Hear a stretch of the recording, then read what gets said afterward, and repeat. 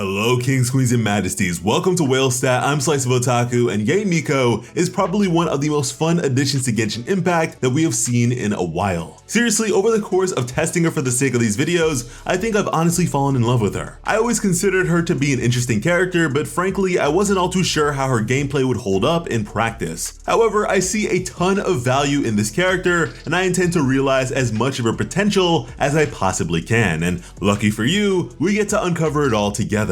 In the case of this video, we will of course be taking a look at Yae Miko's talents, passive skills, optimal artifacts, weapons, constellations, and team compositions, all of which you can find timestamps for on the video and in the description. Yae's normal attack is a 3-hit combo, and as far as Catalyst users go, her scaling in this department is below average. Furthermore, the range of these attacks happens to be pretty minimal, and so more often than not, you'll need to be up close and personal to deliver your damage. Yae's charge attack is also below average in regards to scaling, and I must admit this charge attack of hers can be a tad bit frustrating to deal with. It is a very slow move, running along a linear path, and so you'll most definitely want to animation cancel anytime you use it. And you can do so by jumping in the midst of the animation. That being said, what frustrates me is the precision of the time frame required. What you'll want is the Electro Fox to be in the midst of slamming down with its head pointed to the ground. If you jump too soon, the move will consume your stamina, yet it will not be released and you will do no damage.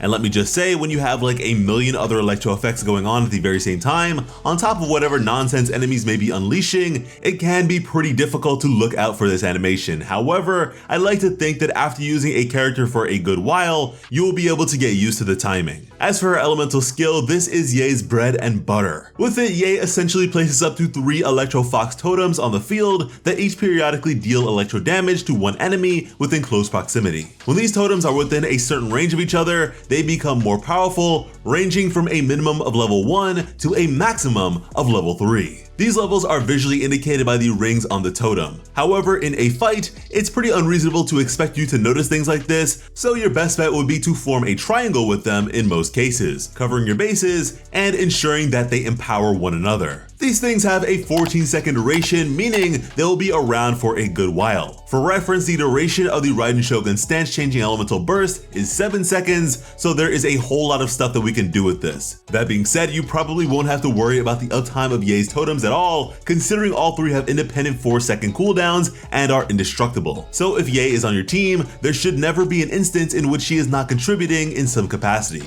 Now, in regards to the placement of these things, on a press with no directional inputs, Yae inherently backs up, similarly to how Kujosara does with her skill. This can be used really well as a reactionary response to evade the attacks of enemies. Otherwise, you can point towards your intended destination, and that is where a totem will be created. However, in the event that you attempt to create a totem in the same location where one already exists, the existing one will be replaced. That being said, these things can actually be created very close to one another. The only time where this truly becomes an issue would be in the case of wall collision. Now, at first, this may not seem applicable to most fights, but I assure you, it is important to keep in mind when it comes to combat against boss creatures, or especially large ones, as mistakes can happen. In fact, simply using Zhongli's pillars can result in unforeseen mishaps, so be careful. Now, I alluded to the use of this skill as an evasive tool, which I very much enjoy doing. However, you should know that there are actually no invincibility frames associated with this move. And so although it may appear as though Yae warps from location to location, this is purely visual, as her hitbox very much remains vulnerable to damage and interruption, which I understand because otherwise, Yae would be among the most broken members of the roster, avoiding any damage instance once every 4 seconds. That is some Constellation 7 power right there. But trust me, you will want to avoid any and all instances of damage with this character because she has glass bones and paper skin.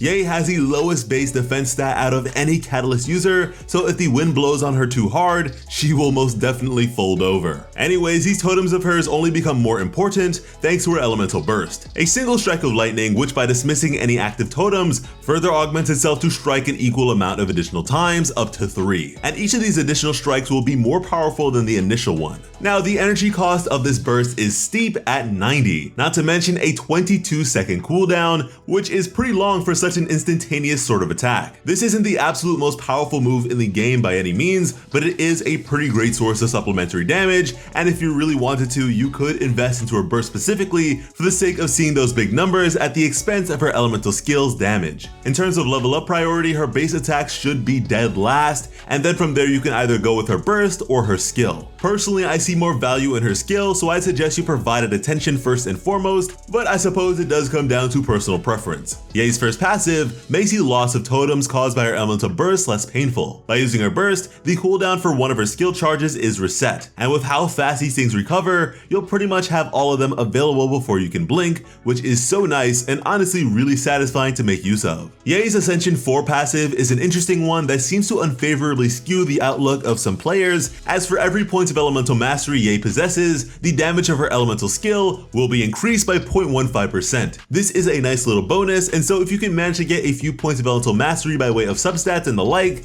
you'll see her totems be even stronger. However, this does not mean we should go overboard or anything like that. After all, it only accounts for one aspect of her kit. Again, it is nice though, as with only 100 points of elemental mastery, we will be looking at a 15% totem damage increase. And even if we don't go out of our way to make use of this by way of artifacts, there's always weapons and teams to fall back on. And with all that out of the way, it is now time to talk about constellations. So right now, my Yae is sitting at a comfortable Constellation 0. This is a character that absolutely possesses no need for any constellations to be of worth. This is of course the case with all 5 stars to varying extents, but for me at least, no part of Yae Miko's kit is missing or seems to have been purposefully lacking. However, with how much fun I've been having playing with her, I am admittedly pretty tempted to change that a bit, but we'll have to see. Anyways, at Constellation 1, each time Yae's elemental burst activates an additional thunderbolt, the result of sacrificing a totem, Yae will restore a elemental energy for herself. Now, because you never really want to use her burst without at least sacrificing all 3 totems, we are looking at a constant baseline of 24 energy by way of this. This is a wonderful quality of life improvement because it means that pesky burst cost has now gotten cheaper, costing a far more manageable 66. If you really enjoy using Yae Miko's burst, this may be a pretty good pickup. At Constellation 2, Yae Miko's totems start at level 2 when they are created, and their max level is increased to 4, which is a pretty significant improvement to damage. Not only that, but their attack range is increased by 60%. That is pretty great for if anything ever begins to stray away or push you elsewhere. That being said, I am constantly replacing these things, so I wouldn't say that last bit is the craziest thing ever, but it is a nice quality of life addition. And so yeah, Constellation 2 is a very comfortable stopping point as far as I'm concerned. Constellation 4 makes it so that when lightning strikes on account of totems being sacrificed for Yae's elemental burst, the electro damage bonus of all party members is increased by 20% for 5 seconds. This is a rather simple one that makes Yae even more valuable to electro teams. The Raiden Shogun skill into Bennett's burst, into Yae's burst at Constellation 4, into Kujo Sara's burst, especially at Constellation 6, into Raiden Shogun's burst sounds cataclysmic. At Constellation 6, the attacks of Yae's totems will ignore 60% of the opponent's defense.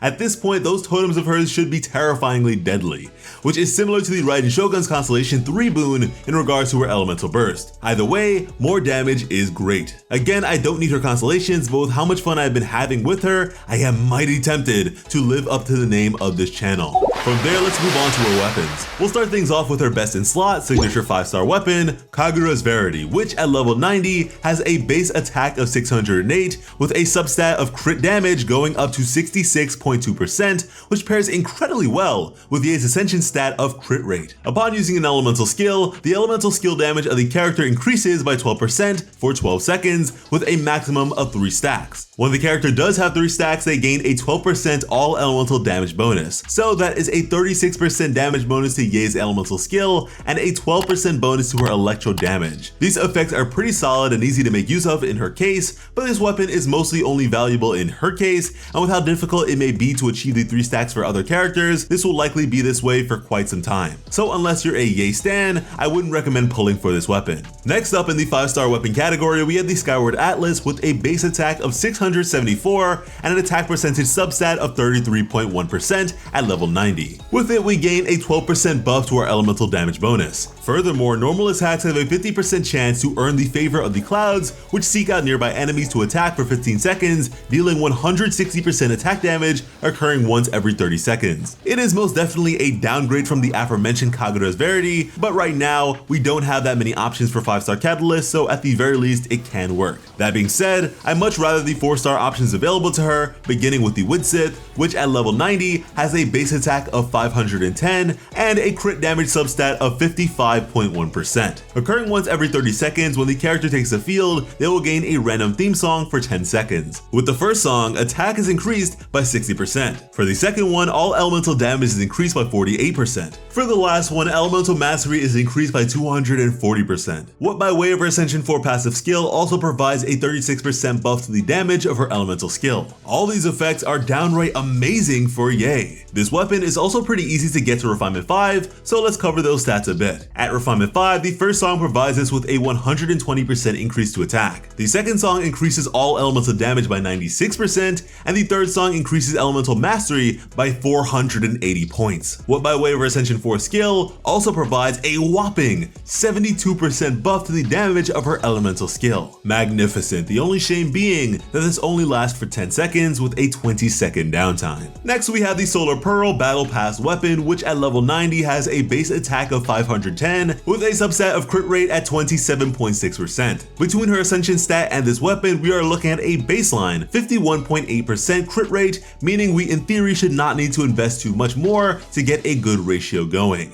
Anyways, with it, normal attack hits increase elemental skill and burst damage by 20% for 6 seconds, and elemental skill or elemental burst hits increase normal attack damage by 20% for 6 seconds. A very solid option indeed. I don't use Yae's normal attack all too much, and you may not have her actively on the field too much either, but this is still a solid option for sure. Lastly, for standout options, we have the Hakushin Ring, which at level 90 has a base attack of 565 and a subset of energy recharge at 30.6%. After you trigger an electro-elemental reaction with a character, nearby party members involved in the reaction receive a 10% elemental damage bonus for their element, which lasts for 6 seconds. This is pretty nice as the added energy recharge should make her burst easier to achieve, and this can pair rather nicely in boosting its damage in tandem with a set like the 4-piece emblem of Severed Fate. Furthermore, because the electro totems created by her skill should always be present on the field, this essentially becomes a permanent elemental damage buff for your teammates. And at that, I can totally see this being pretty great for a reaction heavy team for sure. But now it's time for us to talk about her best artifacts. Now with Yae Miko having only just been released, she does not yet possess a signature artifact set. Although we will definitely have a video when the time comes, it is unclear when this will arrive or what it will end up being,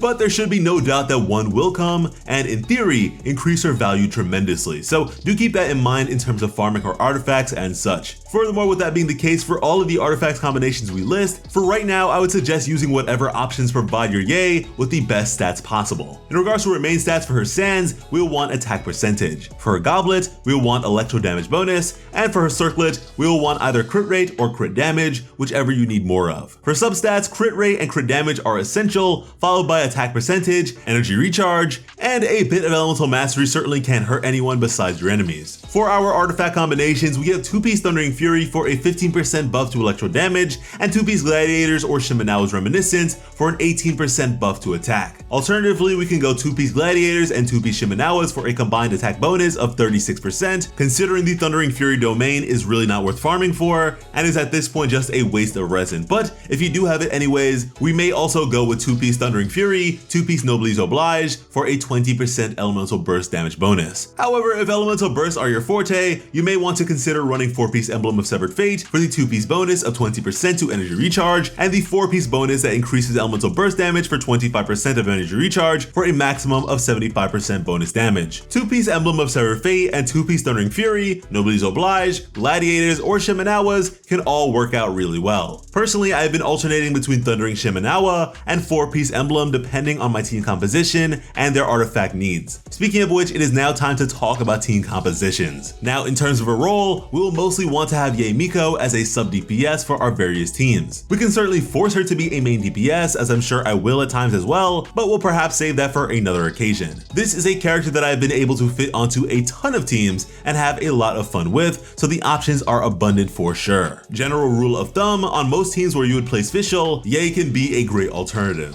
First up, we have a team that I really like as it allowed me to appreciate a lesser used member of my roster. We have Yoimiya as our main DPS, followed by Yae, Fischl, and Bennett. This team is best when dealing with single target adversaries, but sometimes I don't really care and just take them anywhere. Bennett will be buffing our damage thanks to his burst, ideally sporting 4-piece Noblesse Oblige. Yae will be placing your totems in proximity, Fischl will summon Oz, buffing us by way of 4-piece Tenacity of the Millilith, and even Elegy of the End if you happen to have that bow, and Yoimiya will go to town with her elemental skill. Alternatively, because Yoimiya loses out on damage if she is interrupted and can't complete her attack string, we can replace Bennett with Zhongli if we have him. Next, we have a reaction-oriented team consisting of Sucrose, Yae, Xiangling, and Kokomi. Sucrose should be running 4-piece Viridescent and Thrilling Tales of Dragon Slayers as her weapon for the attack buff. Yae places totems and uses her burst, Xiangling uses her Pyronado, and Kokomi applies Hydro. We can substitute Kokomi for another Hydro character, but I most definitely do enjoy having a healer present for sure. But if you want to separate the two, we've got Tartaglia as our main DPS, followed by Yae, Fischl, and Jean for healing. In regards to Mono Electro, Yae, Fischl, who by now you may have noticed is a good pair for her on account of being an Electro Battery, Kujo Saro with 4-piece Noblesse Oblige for buffing, and Beidou. A very nice option indeed that is pretty visually stimulating when it comes to all the Electro effects popping off at once. Not to mention that in terms of gameplay, this team is incredible. I mean, we have evasive skills from 3 characters on the team. Kujo Sara backs up, Yae moves in whatever direction she pleases, and Beidou can counter. If you want an excuse to show off your skills, this team is for you. Alternatively, you can replace Beidou with another great partner of Yae's,